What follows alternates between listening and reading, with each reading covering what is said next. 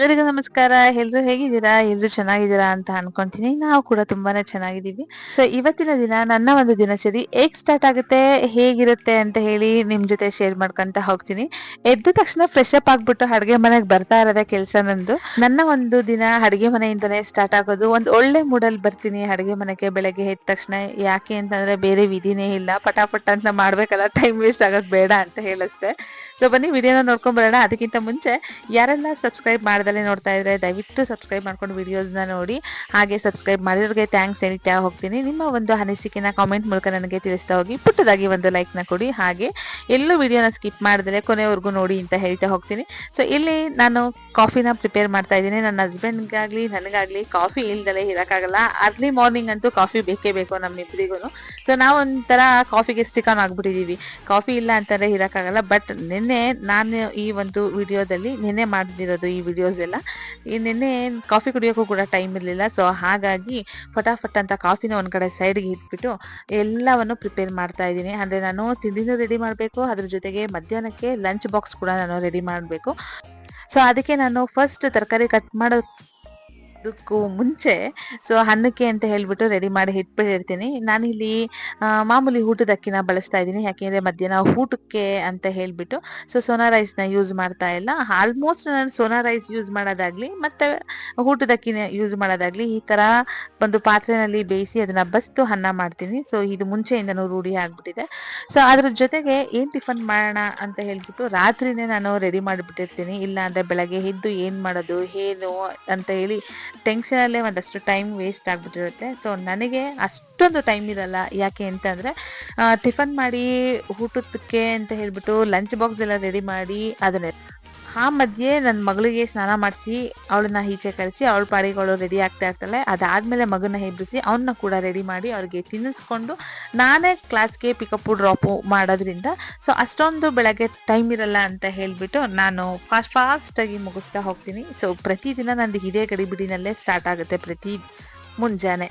So ಇಲ್ಲಿ ನಾನು ಸಾಂಬಾರ್ಗೆ ಅಂತ ಹೇಳ್ಬಿಟ್ಟು ಪ್ರಿಪೇರ್ ಮಾಡ್ತಾ ಇದ್ದೀನಿ. ಸಾಂಬಾರ್ಗೆ ಫಸ್ಟು ನಾನು ಬದನೆಕಾಯಿ ಹಾಗೆ ಆಲೂಗೆಡ್ಡೆ ಮತ್ತೆ ಹುಳಿಕಾಯಿ ಈರುಳ್ಳಿ ಎಲ್ಲವನ್ನು ಕಟ್ ಮಾಡಿಕೊಂಡು ಎತ್ತಿಟ್ಕೊತಾ ಇದ್ದೀನಿ. ಸೊ ಒಂದು ಈರುಳ್ಳಿನ ನಾನು ಕಟ್ ಮಾಡಿ ಒಗ್ಗರಣೆಗೆ ಅಂತ ಎತ್ತಿಟ್ಕೊಂಡಿದ್ದೀನಿ. ಇನ್ನೊಂದು ಈರುಳ್ಳಿನ ನಾನು ಜಾರ್ಗೆ ರುಬ್ಬರ್ಲಿಕ್ಕೆ ಅಂತ ಹೇಳ್ಬಿಟ್ಟು ಹಾಕೊಂಡಿದ್ದೀನಿ. ಅದಾದ್ಮೇಲೆ ನಾನು ಹುಣಸೆಹಣ್ಣನ್ನ ಸ್ವಲ್ಪ ಕಡಿಮೆ ಯೂಸ್ ಮಾಡ್ತೀನಿ. ಯಾಕೆ ಅಂತ ಅಂದ್ರೆ ನಮ್ಮನೇಲಿ ಜಾಸ್ತಿ ಹುಳಿ ತಿನ್ನಲ್ಲ. ಸೊ ಹಾಗಾಗಿ ಒಂದು 2 ದಪ್ಪದಾಗಿರುವಂತಹ ಟೊಮೊಟೊನ ತಗೊಂಡ್ರೆ ನನಗೆ ಸಾಂಬಾರ್ಗೆ ಸಾಕಾಗೋಗ್ಬಿಡುತ್ತೆ. ಸೊ ಒಂದನ್ನ ಒಗ್ಗರಣೆಗೆ ಅಂತ ಕಟ್ ಮಾಡಿ ಇಟ್ಕೊತೀನಿ, ಇನ್ನೊಂದನ್ನ ರುಬ್ಲಿಕ್ಕೆ ಅಂತ ಹಾಕೊಂತೀನಿ.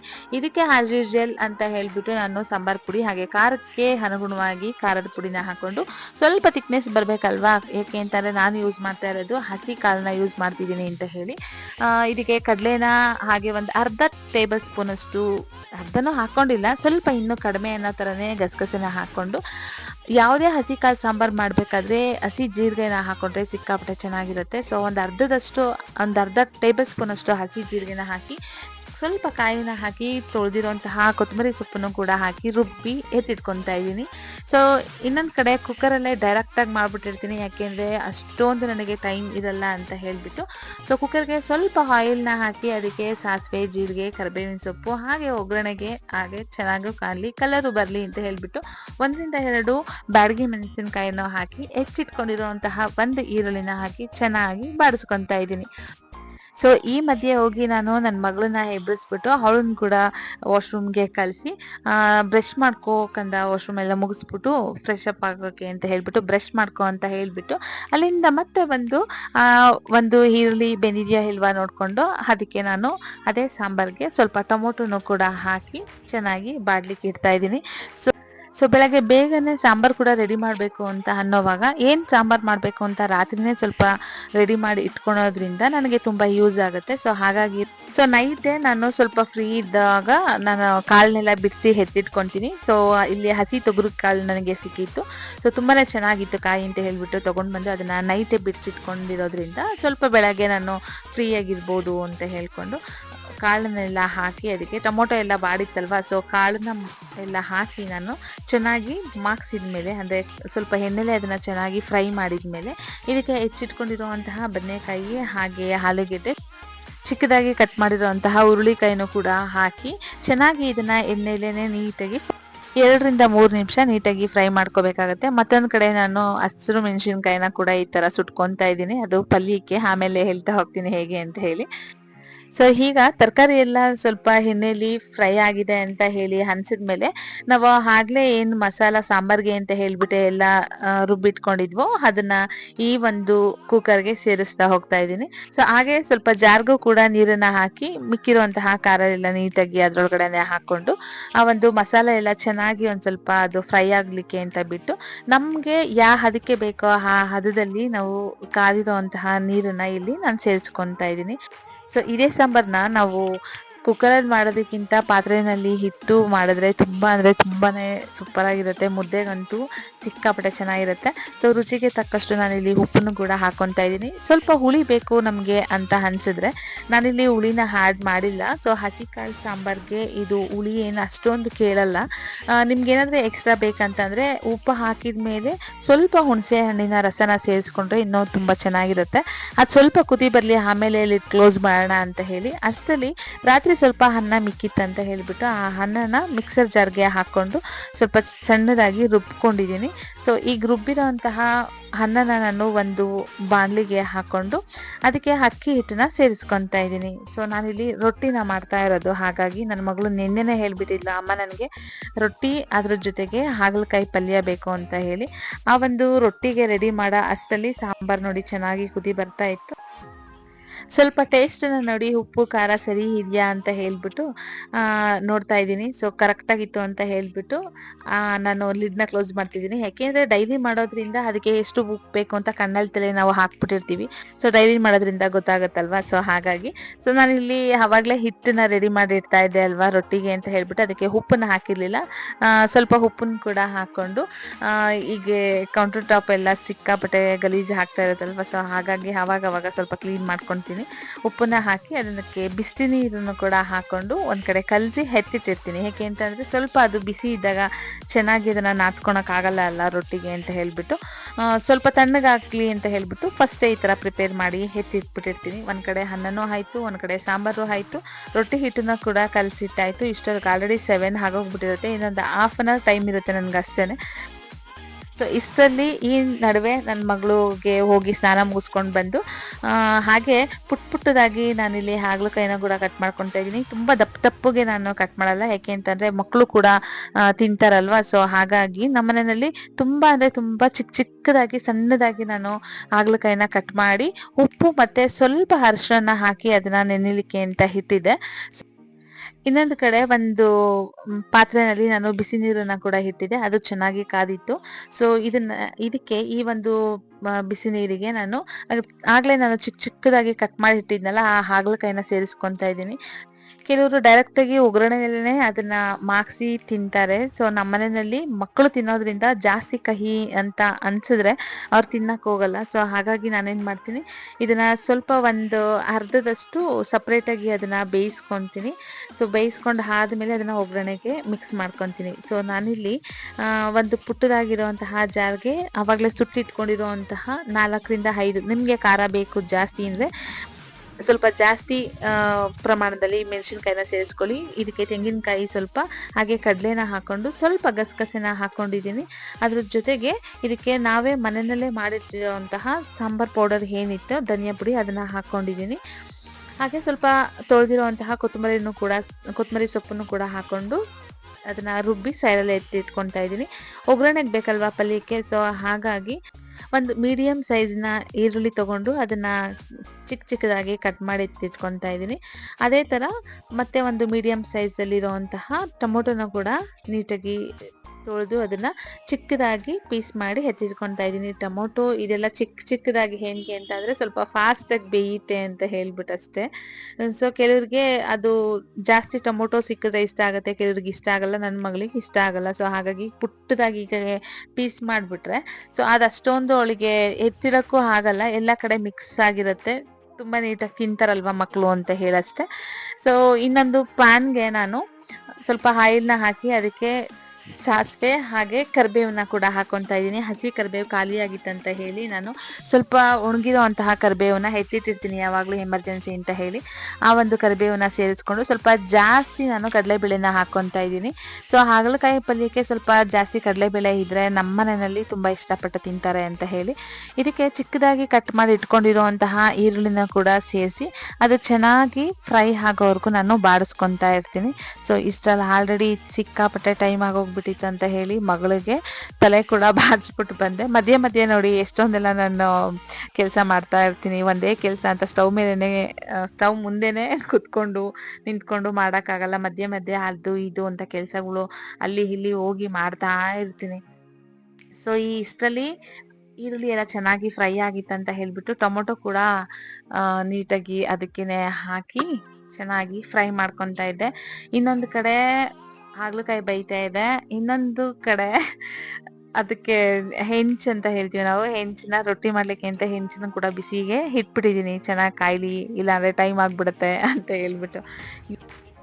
ಸೊ ಯಾವ್ಯಾವ ತರ ಎಲ್ಲ ನಾವು ಟೈಮ್ ಸೇವ್ ಮಾಡ್ಕೊಂತೀವಲ್ವಾ, ಇದು ಎಲ್ಲ ಅಮ್ಮಂದಿರ್ಗೂನು ಆಲ್ಮೋಸ್ಟ್ ಗೊತ್ತಿರುತ್ತೆ. ಈ ತರ ಎಲ್ಲ ಐಡಿಯಾಗಳು ಫಟಾಫಟ್ ಅಂತ ತಲೆಗೆ ಬಂದ್ಬಿಡತ್ತೆ, ಬೇರೆ ಆಪ್ಷನ್ಸ್ ಇಲ್ವಲ್ಲ, ಹಾಗಾಗಿ ಬೇರೆ ಬೇರೆ ಬೇರೆ ಬೇರೆ ಐಡಿಯಾಗಳು ಬರ್ತಾ ಇರುತ್ತೆ. ಎಲ್ಲ ಅಮ್ಮಂದಿರು ಎಷ್ಟು ಗ್ರೇಟ್ ಅಲ್ವಾ. ಸೊ ನಾನಿಲ್ಲಿ ರೊಟ್ಟಿನ ಒಂದ್ ಕಡೆ ಒಂದು ರೊಟ್ಟಿ ಬೇಯಿಸ್ಬಿಡೋಣ ಅಂತ ಹೇಳ್ಬಿಟ್ಟು ಹಾಕ್ತಾ ಇದೆ. ಯಾಕೆಂದ್ರೆ ನಮ್ಮ ಮನೆಯವ್ರಿಗೆ ಹಾಗೆ ನನ್ನ ಮಗಳಿಗೆ ಅಂತ ಹೇಳಿ 3-4 ರೊಟ್ಟಿ ಬೇಕಾಗಿತ್ತಲ್ವಾ. ಸೊ ಹಾಗಾಗಿ ಯಾಕೆಂದ್ರೆ ಬಾಕ್ಸಿಗೆ ಹಾಕೋದು, ಸೊ ಮಗಳು ತಿಂತಾಳೆ ಒಂದರ್ಧ, 3 ರೊಟ್ಟಿ ಆದ್ರೆ ಆಗುತ್ತೆ ಅಂತ ಹೇಳ್ಬಿಟ್ಟು ರೆಡಿ ಮಾಡ್ತಾ ಇದ್ದೆ. ಅಷ್ಟರಲ್ಲಿ ಹಾಗಲಕಾಯಿ ಬೆಂದಿತ್ತು, ಟೊಮೊಟೊ ಕೂಡ ಚೆನ್ನಾಗಿ ಸಾಫ್ಟ್ ಆಗಿತ್ತು. ಸೊ ಇಲ್ಲಿ ಹಾಗಲಕಾಯಿನ ನೀರನ್ನ ತೆಗೆದ್ಬಿಟ್ಟು ನಾನು ಸೇರಿಸ್ಕೊತಾ ಇದ್ದೀನಿ. ಸೊ ಮನೇಲಿ ಮಕ್ಕಳು ತಿನ್ನಲ್ಲ ಅಂತ ಮಕ್ಕಳು ಇಲ್ಲ ಅಥವಾ ಅವ್ರಿಗೇನು ಮಾಡ್ತಾ ಇಲ್ಲ ಅಂತಂದರೆ ಡೈರೆಕ್ಟಾಗಿ ಹೀಗೇನೆ ಒಗ್ಗರಣೆಲ್ಲೇ ಬೇಯಿಸ್ಕೊಂಡ್ರೆ ತುಂಬಾನೇ ಚೆನ್ನಾಗಾಗುತ್ತೆ. ಸೊ ನಮ್ಮ ಮನೆಯಲ್ಲಿ ನನ್ನ ಮಗಳು ಸ್ವಲ್ಪ ಕಹಿ ಅಂತ ಅನ್ಸಿದ್ರೆ ಸಾಕು, ಅಬ್ಬಬ್ಬಾ ಇದು ತುಂಬಾ ಕಹಿಯಾಗಿದೆ ನಾನ್ ತಿನ್ನಲ್ಲಪ್ಪ ಅಂತ ಹೇಳ್ಬಿಡ್ತಾಳೆ. ಸೊ ಹಾಗಾಗಿ ಈ ಒಂದು ಮೆಥಡ್ನ ನಾನು ಯೂಸ್ ಮಾಡ್ತೀನಿ. ಸೊ ಸ್ವಲ್ಪನಾದ್ರೂ ಅವ್ರ ಬಾಡಿಗೆ ಹೋಗ್ಲಿ ಅಂತ ಹೇಳ್ಬಿಟ್ಟು ಅಷ್ಟೇ. ಸೊ ಇಲ್ಲಿ ನಾನು ರುಬ್ಬಿಟ್ಟಿರೋಂತಹ ಮಸಾಲಾನ ರೆಡಿ ಮಾಡ್ತಾ ಇದ್ದೀನಿ. ಆ ಕಡೆ ರೊಟ್ಟಿ ಕೂಡ ಬೇಯ್ತಾ ಇದೆ, ಈ ಕಡೆ ನಮ್ಮ ಮನೆಯವ್ರು ಬೈತಾ ಇದ್ದಾರೆ, ಟೈಮ್ ಆಯ್ತು ಇನ್ನ ಆಗ್ಲಿಲ್ವಾ ಅಂತ ಹೇಳ್ಬಿಟ್ಟು. ಸೊ ಎಲ್ಲ ಪ್ರಿಪೇರ್ ಮಾಡಿ ಬಾಕ್ಸ್ಗೂ ಎಲ್ಲ ರೆಡಿ ಮಾಡಿ ಪ್ಯಾಕ್ ಮಾಡಿ ಕಳಿಸಿದಾಯ್ತು. ಆದರೆ ಬಾಕ್ಸ್ ಎಲ್ಲ ಪ್ಯಾಕ್ ಮಾಡೋದನ್ನ ನನ್ನ ಕೈಲಿ ಶೂಟ್ ಮಾಡ್ಕೊಳಕ್ ಆಗಲಿಲ್ಲ, ಸಿಕ್ಕಾಪಟ್ಟೆ ಟೈಮ್ ಆಗ್ಬಿಟ್ಟಿತ್ತು. ಸೊ ಇಲ್ಲಿ ರುಚಿಗೆ ಎಷ್ಟು ಬೇಕೋ ಅಷ್ಟು ಉಪ್ಪನ್ನು ಸೇರಿಸಿ ಸ್ವಲ್ಪ ಬೆಲ್ಲನ ಕೂಡ ನಾನು ಆ್ಯಡ್ ಮಾಡಿದ್ದೀನಿ, ಮಕ್ಳಿಗೆ ಬೇಕಲ್ವ ಅಂತ. ಜಾಸ್ತಿ ಗಟ್ಟಿ ಆಯಿತು ಅಂತ ಅನ್ನಿಸ್ತು, ಹಂಗಾಗಿ ಸ್ವಲ್ಪ ನೀರನ್ನು ಆ್ಯಡ್ ಮಾಡಿ ಚೆನ್ನಾಗಿ ಮಿಕ್ಸ್ ಮಾಡಿ ಅದನ್ನು ನೀಟಾಗಿ ಪ್ಯಾಕ್ ಮಾಡಿ ಕಳಿಸ್ಬಿಟ್ಟೆ. ಅವರನ್ನೆಲ್ಲರೂ ಕಳಿಸ್ಬಿಟ್ಟು ಮಕ್ಕಳನ್ನು ಕೂಡ ಕ್ಲಾಸಿಗೆ ಬಿಟ್ಟು ಬಂದು ನೆಕ್ಸ್ಟ್ ನನ್ನ ಅಡುಗೆ ಮನೆ ಕೆಲಸ ಹಾಗೆ ಕಂಟಿನ್ಯೂ ಆಗ್ತಾ ಹೋಗುತ್ತೆ. ಸಾಂಬಾರು ಮಾಡಿದ್ದೆ ಅಲ್ವಾ, ಸ್ವಲ್ಪ ಥಿಕ್ನೆಸ್ ನೋಡಿಕೊಂಡು ಬೇರೆ ಪಾತ್ರೆಗೆ ಬಗ್ಸಿ ಕುಕ್ಕರ್ನ ತೊಳೆಯೋಕೆ ಹಾಕ್ಬಿಟ್ಟು ಸಾಂಬಾರನ್ನೆಲ್ಲ ಮತ್ತೆ ಇನ್ನೊಂದ್ಸಲ ನೀಟಾಗಿ ಕುದಿಸ್ಬಿಟ್ಟು ಎತ್ತಿಟ್ಟೆ. ಸೊ ಇಲ್ಲಿ ಇನ್ನು 2 ರೊಟ್ಟಿ ಆಗೋಷ್ಟು ಹಿಟ್ಟು ಮಿಕ್ಕಿತ್ತು. ಸೊ ನನಗೆ ಒಂದೇ ರೊಟ್ಟಿ ಸಾಕು, ಆದರೆ ವೇಸ್ಟ್ ಆಗುತ್ತಲ್ವಾ, ಮಧ್ಯಾಹ್ನ ಯಾವಾಗಾದರೂ ತಿನ್ನೋಣ ಅಂತ ಹೇಳಿಬಿಟ್ಟು 2 ಕೂಡ ರೊಟ್ಟಿನ ಹಾಕಿ ಎತ್ತಿಟ್ಟೆ. ಸೊ ರೊಟ್ಟಿ ಮಾಡೋ ದಿನ ಅಂತೂ ನನ್ನ ಅಡುಗೆ ಮನೆನ ನೋಡೋಕ್ಕೆ ಆಗಲ್ಲ, ಅಷ್ಟೊಂದು ಗಲೀಜಾಗೋಗ್ಬಿಡುತ್ತೆ. ಎಲ್ಲ ಕಡೆ ಹಿಟ್ಟು ಬಿದ್ದಿರುತ್ತೆ, ಎಲ್ಲ ಕಡೆ ಚಿಲ್ಲಾಪಿಲ್ಲಿ ಆಗ್ಬಿಟ್ಟಿರುತ್ತೆ. ಸೊ ಹಾಗಾಗಿ ಆಲ್ಮೋಸ್ಟ್ ರೊಟ್ಟಿ ಚಪಾತಿ ಮಾಡೋ ದಿನ ಎಲ್ಲಾರ ಮನೇಲೂ ಇದೇ ಕತೆ ಅನ್ಸುತ್ತೆ. ಫಸ್ಟ್ ಒಂದ್ಸಲ ಕ್ಲೀನ್ ಮಾಡ್ಕೋಬೇಕು, ಆಮೇಲೆ ಮತ್ತೆ ಇನ್ನೊಂದ್ಸಲ ಕ್ಲೀನ್ ಮಾಡ್ಕೋಬೇಕು, ಅಷ್ಟೊಂದು ಗಲೀಜ್ ಆಗ್ಬಿಡುತ್ತೆ. ನೋಡಿ ಇಲ್ಲಿ ಹಂಗಿದ್ದಿದ್ದು ಅಡುಗೆ ಮನೆನ ಈ ತರ ಆಗೋಗ್ಬಿಟ್ಟಿರುತ್ತೆ. ಸೊ ಹಾಗಾಗಿ ಅದನ್ನ ನೋಡಕ್ಕಾಗಲ್ಲ ಅನ್ನೋದಕ್ಕಿಂತ ಮತ್ತೆ ಇನ್ನೊಂದ್ಸಲ ಅಡುಗೆ ಮನೆಗೆ ಬಂದು ಏನೇ ಅಡುಗೆ ಮಾಡ್ಬೇಕು ಅಂತ ಅಂದ್ರೂ ಮನ್ಸಾಗಲ್ಲ, ಹಾಗಾಗ್ಬಿಡುತ್ತೆ. ಸೊ ಅದಕ್ಕೆ ಫಸ್ಟ್ ಕ್ಲೀನ್ ಮಾಡಿಬಿಡೋಣ ಅಂತ ಹೇಳಿ ರೊಟ್ಟಿನ ಹಾಕಿಟ್ಟೆ. ನನಗೆ ಯಾವಾಗಲೂ ಬಿಸಿಯಾಗಿ ತಿಂದ ಅಭ್ಯಾಸ ಇಲ್ಲ. ತುಂಬ ಜನ ತುಂಬ ಬಿಸಿ ಇರುವಾಗಲೇ ರೊಟ್ಟಿ ಆಗಲಿ ಚಪಾತಿ ಆಗಲಿ ಬಿಸಿಯಾಗಿ ತಿಂದ್ಬಿಡ್ತಾರೆ, ಅದು ಅವ್ರಿಗೆ ಅಭ್ಯಾಸ. ಬಟ್ ನಾನು ಹಾಸ್ಟೆಲ್ ಇದ್ದಿದ್ದರಿಂದ ತುಂಬ ವರ್ಷ ಹಾಸ್ಟೆಲ್ ಜೀವನನೇ ಆಗೋಗ್ಬಿಟ್ಟಿತ್ತು ನನಗೆ, ಒಂದು 5-6 ವರ್ಷ. ಸೊ ಅವಾಗಿಂದನೂ ಮತ್ತೆ ಮದುವೆ ಆಗಿ PG ಅಂತೆ ಹಾಸ್ಟೆಲ್ ಅಂತೆ ಅಂತ ಹೇಳ್ಕೊಂಡು ಮದುವೆ ಆಗಿ ಬಂದಾಗ್ಲಿಂದನೂ ಇದೇ ಕತೆ. ಯಾಕೆ ಅಂತಂದರೆ ಬಿಸಿಯಾಗಿರೋದು ತಿನ್ನಕ್ಕೆ ಟೈಮ್ ಇರಲ್ಲ, ಒಂದು ಬಿಸಿಯಾಗಿ ಹಾಸ್ಟೆಲಲ್ಲಿ ಮಾಡಿಕೊಡ್ತಿರ್ಲಿಲ್ಲ ಇನ್ನೊಂದು. ಸೊ ಅವೆರಡೂ ಕೂಡ ರೂಢಿಯಾಗಿ ನನಗೆ ಆಲ್ಮೋಸ್ಟ್ ತಣ್ಣಗಿರೋದೇ ತಿಂದ ಅಭ್ಯಾಸ. ಸೊ ಇಲ್ಲಿ ಸ್ಟವ್ ಎಲ್ಲ ಕ್ಲೀನ್ ಮಾಡಿ ಆದಮೇಲೆ ಹಾಗೆ ಸ್ವಲ್ಪ ಕೌಂಟರ್ ಟಾಪನ್ನು ನೀಟಾಗಿ ಕ್ಲೀನ್ ಮಾಡಿ ಎಲ್ಲ ಎತ್ತಿಟ್ಟಿದ್ದಾಯಿತು. So ಇಷ್ಟನ್ನೇ clean ಮಾಡಿದ್ದೇನಂತೆ. ಇನ್ನು ಒಂದಷ್ಟು ಪಾತ್ರೆಗಳಿತ್ತಲ್ವ, ಇದನ್ನು ಹಾಗೆ ಬಿಟ್ಟರೆ ಸಂಜೆವರೆಗೂ ಹಾಗೆ ಬಿದ್ದಿರುತ್ತೆ, ತೊಳೆಯೋಕ್ಕೆ ಮತ್ತೆ ಮನಸ್ಸು ಆಗೋದೇ ಇಲ್ಲ ಅಂತ ಹೇಳಿಬಿಟ್ಟು ಅದು ಒಂದು ಕೆಲಸ ಮುಗಿಸ್ಬಿಡೋಣ ಅಂತ ಹೇಳಿ ಫಟಾಫಟ್ ಅಂತ ಹೇಳಿಬಿಟ್ಟು ಪಾತ್ರೆಗಳನ್ನು ಎಲ್ಲ ನೀಟಾಗಿ ತೊಳೆದಿದ್ದಾಯಿತು.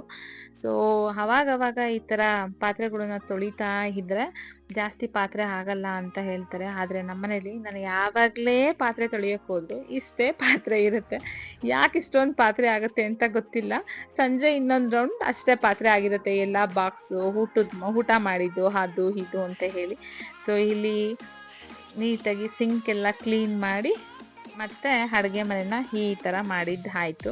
ಸೊ ಅದಾದಮೇಲೆ ಫ್ರೆಶ್ ಅಪ್ ಆಗಿ ನಾನು ಗುರುವಾರ ಆಗಿರೋದ್ರಿಂದ ರಾಯರನ್ನ ನೋಡ್ಕೊಂಡು ಬರೋಣ ಅಂತ ಹೇಳಿ ರಾಯರ ಮಠಕ್ಕೆ ಹೋಗಿದ್ದಾಯಿತು. ಮನೆ ಹತ್ರನೇ ಇದೆ, ತುಂಬ ಹತ್ತಿರ ಇದೆ, ಒಂದು 100 ಮೀಟರ್ಸ್ ಕೂಡ ಇಲ್ಲ. ಅದೇನೋ ಗೊತ್ತಿಲ್ಲ, ಇವತ್ತು ಅಂದರೆ ನಿನ್ನೆ ಈ ಒಂದು ವಿಡಿಯೋಸ್ನ ಮಾಡ್ಕೊಂಡಿದ್ದು ನಿನ್ನೆ ತುಂಬ ಕಡಿಮೆ ಜನ ಇದ್ದರು. ಸಿಕ್ಕಾಪಟ್ಟೆ ಜಾಸ್ತಿ ಜನ ಬರ್ತಾರೆ. ಇಲ್ಲಿ ಇಷ್ಟೊಂದು ಜನ ಇದ್ದಾರೆ ಅಂತ ನಿಮಗೆ ಅನ್ನಿಸ್ತಾ ಇರ್ಬೋದು, ಆದರೆ ತುಂಬ ಕಡಿಮೆ ಜನ ಇದ್ದರು ನಿನ್ನೆ. ಸೊ ಹಾಗಾಗಿ ಬೇಗ ದರ್ಶನ ಎಲ್ಲ ಆಯಿತು, ಪ್ರಸಾದ ಕೂಡ ಸಿಕ್ತು. ಮೊಸರನ್ನ ಹಾಗೆ ಪೊಂಗಲ್ ಕೂಡ ಮಾಡಿದರು. ಹೋಗಿ ಮೊಸರನ್ನ ಮತ್ತು ಪೊಂಗಲ್ ಪ್ರಸಾದನ ಇಸ್ಕೊಂಡು ಬಂದು ಮನೆಗೆ ತೊಗೊಂಡು ಬಂದುಬಿಟ್ಟಿದ್ದೆ. ಹಾಗೆ ವೇಲ್ನ ಕವರ್ ಮಾಡಿಕೊಂಡು ಇನ್ನೇನು ಅಲ್ಲಿ ಕುತ್ಕೊಂಡು ತಿನ್ನೋದು, ಇಲ್ಲೇ ಮನೆಗೆ ಬಂದು ನೀಟಾಗಿ ಆರಾಮ್ಸೆ ಕುತ್ಕೊಂಡು ತಿನ್ನೋಣ ಅಂತ ಹೇಳಿ ಮನೆಗೆ ತಗೊಂಡ್ ಬಂದ್ಬಿಟ್ಟೆ ಪ್ಲೇಟ್ನ. ಸೊ ಇದು ನಾನು ಬೆಳಗ್ಗೆ ತಿನ್ಬೇಕಾಗಿತ್ತಲ್ಲ ನನ್ನ ರೊಟ್ಟಿ, ಸೊ ಅದು ಹಾಗೆ ಇತ್ತು. ಹೆಣ್ಮಕ್ಳಂದ್ರೆ ಹೀಗೆ ಅಲ್ವಾ, ಸೊ ಯಾವಾಗ ಅಂದ್ರೆ ಅವಾಗ ತಿಂತಾ ಇರ್ತಾರೆ. ಬೆಳಗ್ಗೆ ತಿಂಡಿ, ಮಧ್ಯಾಹ್ನ ಊಟ, ಸಂಜೆ, ಹಿಂಗೆ ಒಂದೊಂದ್ಸಲ ವೇರಿಯೇಷನ್ ಆಗ್ಬಿಡುತ್ತೆ. ಬೆಳಗ್ಗೆ ರಾಯರ ಪ್ರಸಾದ ಸಿಕ್ಕಿದಕ್ಕೆ ನನ್ನ ಬೆಳಗ್ಗೆನ ತಿಂಡಿನ ಮಧ್ಯಾಹ್ನ ತಿಂತಾ ಇದ್ದೀನಿ. ಸೊ ತುಂಬಾ ಚೆನ್ನಾಗಿತ್ತು. ಹೇಗಾಗಿತ್ತಪ್ಪ ಟೇಸ್ಟು ನೋಡಿಲ್ಲ ಅಂತ ಅನ್ಕೊಂತಾ ಇದ್ದೆ. ಸೊ ಬ್ಯೂಟಿಫುಲ್ ಆಗಿ ಸಿಕ್ಕಾಪಟ್ಟೆ ಟೇಸ್ಟ್ ಆಗಿ ಸ್ವಲ್ಪನೂ ಕಹಿ ಇಲ್ದಲೇ ಇರೋ ರೀತಿ ಇತ್ತು. ಸೊ ಆಮೇಲೆ ನೈಟ್ ಊಟಕ್ಕೆ ಈ ಥರ ಮುದ್ದೆ ಮಾಡಬೇಕಾಗಿತ್ತು, ಆದರೆ ನನ್ನ ಹಸ್ಬೆಂಡ್ ಊಟಕ್ಕೆ ಬರಲ್ಲ ಅಂತ ಹೇಳಿದ್ದಕ್ಕೆ ಇರೋ ರೈಸ್ನೇ ಅದ್ರ ಜೊತೆ ಸ್ವಲ್ಪ ಕೋಸಂಬರಿನ ಮಾಡಿಕೊಂಡು ಸಾಂಬಾರ್ಗೆ ಸ್ವಲ್ಪ ಮೇಲ್ ತುಪ್ಪ ಹಾಕ್ಕೊಂಡು 1 ಬೌಲ್ ಮೊಸರು ಜೊತೆ ಊಟನೂ ಕೂಡ ಮುಗಿಸಿದ್ವಿ. ಸಿಕ್ಕಾಪಟ್ಟೆ ಚೆನ್ನಾಗಿತ್ತು ಸಾಂಬಾರು. ಮುದ್ದೆ ಇದ್ದಿದ್ರೆ ತುಂಬ ಚೆನ್ನಾಗಿತ್ತಲ್ವಾ ಅಂತ ಅಂದ್ಕೊಂಡೆ. ಹಾಗೆ ನನ್ನ ಫ್ರೀ ಟೈಮಲ್ಲಿ ಈ ಥರ ಕುಚ್ಚುಗಳನ್ನ ಹಾಕ್ತಾ ಇರ್ತೀನಿ. ನೋಡ್ತಾ ಇರ್ಬೋದು ಎಷ್ಟು ಬ್ಯೂಟಿಫುಲ್ ಆಗಿದೆ ಅಲ್ವಾ. ತುಂಬಾ ಇಷ್ಟ ಆಯಿತು ನನಗೆ ಕಲರ್ ಕಾಂಬಿನೇಷನ್ಸ್ ಎಲ್ಲ. ಅವರು ದಪ್ಪಗೆ ಗೆಜ್ಜೆಗಳನ್ನ ಬೇಕು ಅಂತ ಹೇಳಿದರು. ಸೊ ಹಾಗಾಗಿ ಈ ಥರ ಮಾಡಿದೆ, ಸಿಕ್ಕಾಪಟ್ಟೆ ಚೆನ್ನಾಗಿದೆ ಅಂತ ಅನ್ನಿಸ್ತು. ಹಾಗೆ ಕ್ರೋಶ ಕುಚ್ಚು ಕೂಡ ನಾನು ಅದೇ ಬ್ಯೂಟಿಕ್ಗಳಲ್ಲಿ ಫೋನ್ ಮಾಡಿದಾಗ ಕ್ರೋಶ ಕುಚ್ಚಿದೆ ಅಂತ ಏನಾದರೂ ಹೇಳಿದ್ರೆ ಹೋಗಿ ಕಲೆಕ್ಟ್ ಮಾಡ್ಕೊಂಡು ಬಂದು ಹಾಕ್ತೀನಿ. ಅವರು ತುಂಬ ಸಿಂಪಲಾಗಿ ಬೀಡ್ಸ್ ದಪ್ಪ ಇರಬೇಕು, ಆದರೆ ತುಂಬ ಸಿಂಪಲಾಗಿರಬೇಕು ಅಂತ ಹೇಳಿಬಿಟ್ಟು ಆ ಕಸ್ಟಮರ್ಸ್ಗಳು ಅವರೇ ಹೇಳ್ತಾರೆ ಈ ಥರ ಕೊಡಿ ಅಂತ ಹೇಳ್ಬಿಟ್ಟು. ಯೂಟ್ಯೂಬ್ಗಳಲ್ಲಿ ಡಿಸೈನ್ನ ನೋಡಿ ಈ ಥರದ್ದೇ ಹಾಕ್ಕೊಡಿ ಅಂತ ಕೇಳ್ತಾರೆ. ಇದೊಂದು ಬ್ಯೂಟಿಫುಲ್ ಸ್ಯಾರಿ, ಸಿಕ್ಕಾಪಟ್ಟೆ ಚೆನ್ನಾಗಿತ್ತು, ಕಲರ್ ಕಾಂಬಿನೇಷನ್ಸ್ ಕೂಡ. ಅದನ್ನು ಹಾಕ್ಕೊಟ್ಟಿದ್ದಾಯಿತು. ಸೊ ವಿಡಿಯೋ ನೋಡಿದ್ದಕ್ಕೆ ತುಂಬ ಧನ್ಯವಾದಗಳು. ನೆಕ್ಸ್ಟ್ ವಿಡಿಯೋದೊಂದಿಗೆ ಮತ್ತೆ ಸಿಗ್ತೀನಿ. ಟೇಕ್ ಕೇರ್, ಬಾಯ್.